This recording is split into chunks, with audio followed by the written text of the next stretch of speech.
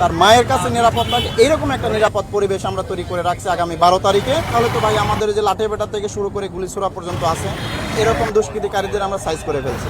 এখানে আমরা একটা পাতা পর্যন্ত পড়তে দেই নাই।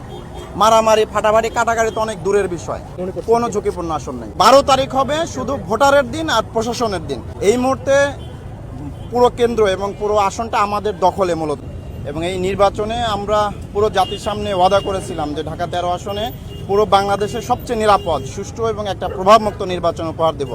আমরা সেনাবাহিনী, র্যাব, পুলিশ, বিজিবি সবার পক্ষ থেকে ওয়াদাটা করেছিলাম। তো আপনাদের সকলের সহযোগিতায়, সাধারণ ভোটারদের একদম সুস্পষ্ট সহযোগিতায় আমরা এখন পর্যন্ত শতভাগ নিরাপদ পরিবেশ দিতে পেরেছি। এবং এই নিরাপদ পরিবেশে আপনারা জানেন যে আমাদের সম্মানিত যে 9 জন প্রার্থী আছেন তারা কিন্তু ব্যাপক প্রচারণা চালিয়েছেন। পাশাপাশি আমরাও প্রচারণা চালিয়েছি যে আমরা একদম নিরাপদ, সুষ্ঠু এবং একটা প্রভাবমুক্ত নির্বাচনের পরিবেশ তৈরি করে দিতে যাচ্ছি। তার উদাহরণ ইতিমধ্যে আমরা তৈরি করে রেখেছি। যেহেতু আগামীকালকের পরের দিনে নির্বাচন, এই মুহূর্তে পুরো কেন্দ্র এবং পুরো আসনটা আমাদের দখলে মূলত, যেহেতু প্রচারণা বন্ধ, এবং আমরা পুরো দায়িত্বটা দখলে নিয়ে নিয়েছি। এবং একই সাথে মানুষজনকে, আমাদের সাধারণ ভোটারদের একটা নিশ্চয়তা দিতে চাই। এবং আমাদের এর আগেও ফুট পেট্রোলিং করা হয়েছে, নর্মাল পেট্রোলিং করা হচ্ছে। আজকে আমরা বের হয়েছি সবাই একসাথে জনগণের কাছে এইটা একটা মেসেজ দিতে যে আমরা জনমনে স্বস্তি দিতে চাই। আর যারা দুষ্কৃতিকারী আছে বা আতঙ্ক সৃষ্টিকারী আছে তাদের মনে একটা ভয় এবং একটা মহা আতঙ্ক ঢুকিয়ে দিতে চাই, যে যাতে করে তারা ভোটের দিনের আগে এলাকা থেকে পালায় চলে যায় যেদিক সেদিকে। এবং 12 তারিখ হবে শুধু ভোটারের দিন আর প্রশাসনের দিন, এবং 12 তারিখের শেষে জনগণ একটা সুন্দর নির্বাচনের মাধ্যমে তাদের মনোনীত একজন সম্মানিত এমপি প্রার্থীকে বেছে নেবে। এটা হচ্ছে আমাদের। ঝুঁকিপূর্ণ আসন কয়টা দেখছেন? কোনো ঝুঁকিপূর্ণ আসন নেই। আপনারা জানেন যদি থাকতো তাহলে আপনারা গত 10-15 দিনে দেখতেন এখানে আমরা একটা পাতা পর্যন্ত পড়তে দেই নাই। মারামারি ফাটাফাটি কাটাকাটি তো অনেক দূরের বিষয়।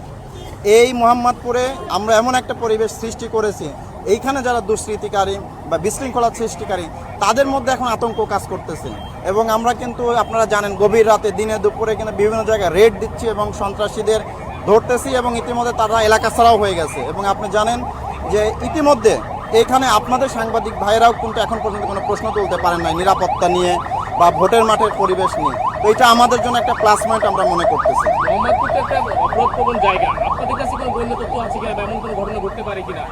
আমাদের কাছে যে গোয়েন্দা তথ্য আছে সেটা আমরা ইতিমধ্যে এটা প্রয়োগ করে এরকম দুষ্কৃতিকারীদের আমরা সাইজ করে ফেলছি।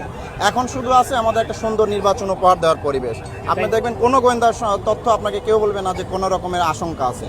আর এরপরে আমরা ধরে নিচ্ছি যে যদি কোনো আশঙ্কা সৃষ্টি হয় তাহলে তো ভাই আমাদের যে লাঠিপেটা থেকে শুরু করে গুলিছোড়া পর্যন্ত আছে। আবারও আমরা সাধারণ জনগণকে অনুরোধ করতেছি যে আপনারা আসেন, দেখেন আপনাদের আমরা কি পরিমাণ নিরাপদ পরিবেশ, একটা সন্তান যেমন তার মায়ের কাছে নিরাপদ থাকে এইরকম একটা নিরাপদ পরিবেশ আমরা তৈরি করে রাখছি আগামী 12 তারিখে।